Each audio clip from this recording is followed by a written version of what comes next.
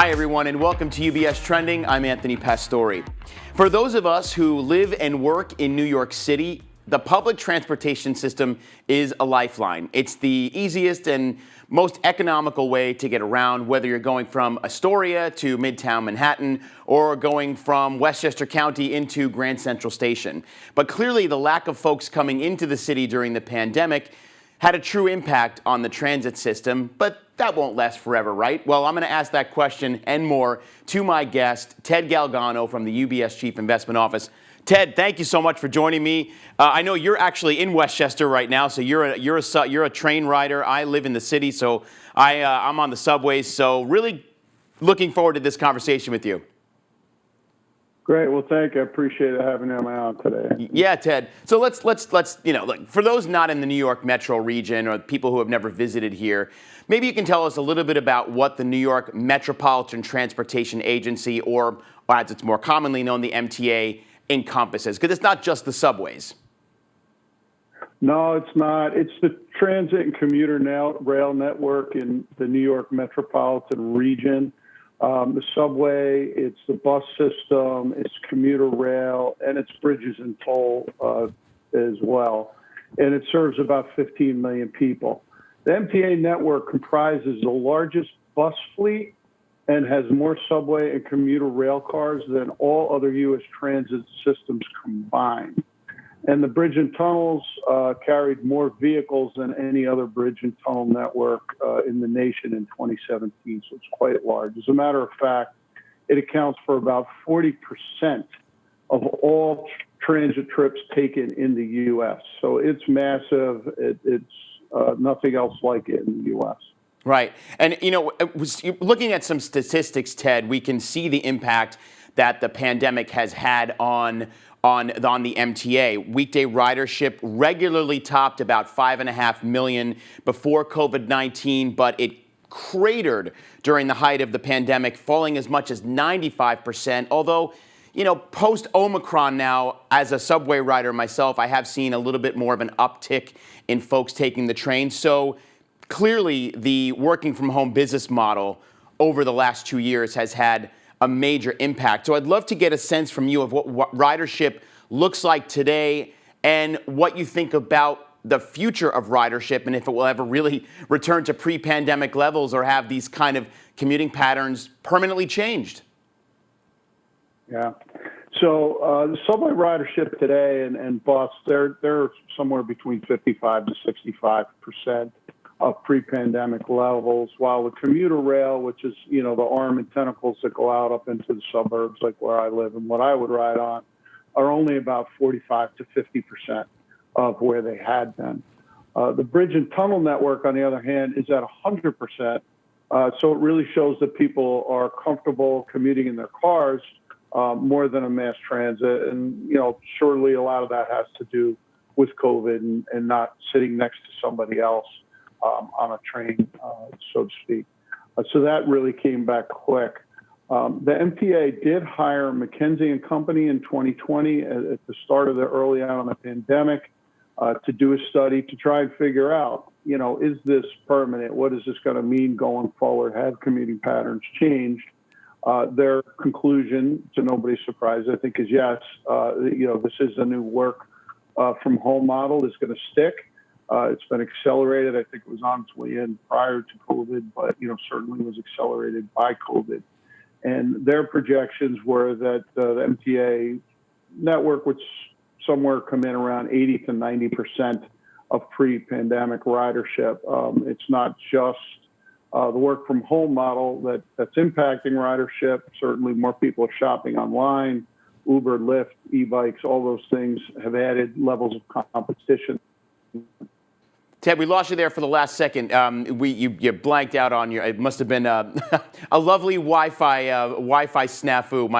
My uncle used to call it the gremlin in the system. So you were talking about people moving to, and it's interesting because, and I want to talk about that for another second with you because we have seen prior to the pandemic, as you said, since 2014 nationally, transit ridership actually started to decline. But you were talking about the impact of things like online shopping, et cetera. Just go into that a little bit more. Yeah, sure. So, online shopping impacts people's how much they get on the subway, or transit through the city or go to the city to shop. E-bikes, Ubers and Lyfts all impact people, whether they've gotten more used to that now and that's their permanent mode of transportation, whether they're just more comfortable not sitting next to other people. Certainly crime has been an issue more recently in New York and impacting people's comfort levels with perhaps using the subway system. Right. Yeah, that makes sense. And I also own an automobile, so I drive most of the time on the weekends I take transit during the week. But I have, nothing but complaints about the amount of traffic that there is out there. So as you said earlier, it makes a lot of sense that folks would rather be in their cars if they have the luxury of having a car in New York than sitting next to someone close on the train. So it all really does make sense. But here's the question, Ted. With ridership at these low levels, and maybe the expectation that they won't really go back to pre-pandemic levels anytime soon, how has it impacted the MTA's finances? Yeah, so clearly it blew a hole in their finances. There were in 2019, passenger revenues accounted for about 33%, 35% of overall revenues. They fell to 14% in 2020, so almost a 20% drop in their total revenues. The MTA needed and thankfully received significant federal aid to the tune of about $14 billion to help mask over these large losses of revenue. The aid will help close budget gaps that are projected through and including fiscal year 2025. The MTA runs on a calendar year, so this is fiscal year 2022, so we're talking 4 fiscal years. In 2025, though, they are projecting still a small deficit of about $500 million that they're going to, right now, they're saying they're going to close with deficit financing bonds.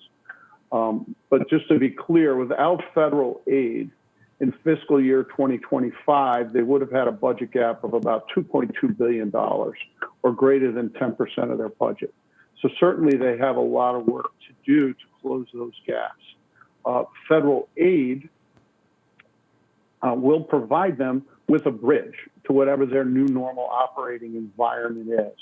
And they must use this time between now and then when federal aid runs out to work with its partners to right-size their operations and identify new revenue streams to help them close those out-year projected budget gaps. Right. Yeah, I saw a statistic from the MTA, Ted, to kind of tack onto that. They said they would produce likely a $1.4 billion deficit, operating deficit by 2025, despite all the aid that came in. And they actually project ridership will still lag pre-pandemic levels by 10 to 20% by the end of 2024. So with all of that in mind, what should investors be keeping an eye on going forward? Yeah, so going forward, there's 4 things we're really going to keep our eyes on. Number one is clearly ridership levels. They did hire McKinsey & Company again to update the study that they did for them back in 2020. That will be unveiled when they give us insights into their July plan this coming summer. So we'll see certainly what they're projecting for ridership levels and if they think that has changed. Secondly, there are fare and toll increases that are projected for 2023 and 2025. That raises $1 billion worth of revenues over the forecast period. Certainly, those remain subject to pushback from everybody from users to politicians. So we want to see if those are implemented and if those go through. Sometimes there's a concern, certainly, if ridership is low and you raise passenger levels. If you raise passenger fares, right, that will impact passenger levels to the negative. You kind of get into this death spiral. Yeah. The third thing we're going to be watching is they project operational savings of about $600 million over 4 years. That's $150 million per year. And they need to achieve that. Those operational savings build on themselves year after year. So we need to see that go through. And then finally, the last thing, the big one, is they do need to identify new and sustainable, repeatable funding sources. So they need to work with the state, the city to find new taxes, whatever it may be, for revenues. So to give you a little idea, as a public service, really all transit agencies in the country are subsidized, right? It's considered a public service. The MTA collects about 35% of their revenues from passengers. Most other agencies in the country, if not all, collect somewhere less than 35%. Some collect as little as only 5%. And everything else is subsidized through taxes and user fees. So the MTA really needs to work with its partners if one, their costs are going up, and two, passenger levels are declining. They're going to need to fill those budget gaps and those lost revenues in other ways. So this is their opportunity with the federal funding in place to help them do that and bridge that. We're going to keep a close eye on that and see where that goes. For sure, Ted. Yeah, and thank you for giving us this info. And certainly, as I said at the top, the MTA is the lifeline of New York. It would be very challenging to live and work here without trains and buses and ways to get around, without sitting in cars in traffic, because that would be an absolute nightmare. Anybody who knows, you know, it can be, no even question. with the trains and the buses, it's still tough to sit in traffic. So our fingers are crossed, and we'll be keeping an eye on things. Ted, good to see you. Thanks for joining us. Thanks very much, Anthony. Yep, you're good to see you, Ted. And for more information from the Chief Investment Office, you can visit our website at ubs.com/views. And you can also follow us on social media. We've got content on LinkedIn, Facebook, Instagram, Twitter. You can also check out all of our past UBS Trending episodes on demand. And as always, if you have any questions about your own portfolio, make sure to speak with a financial advisor. Until next time, I'm Anthony Pastore. Have a great day, and remember to keep your eyes on what's trending. We'll see you soon, everybody.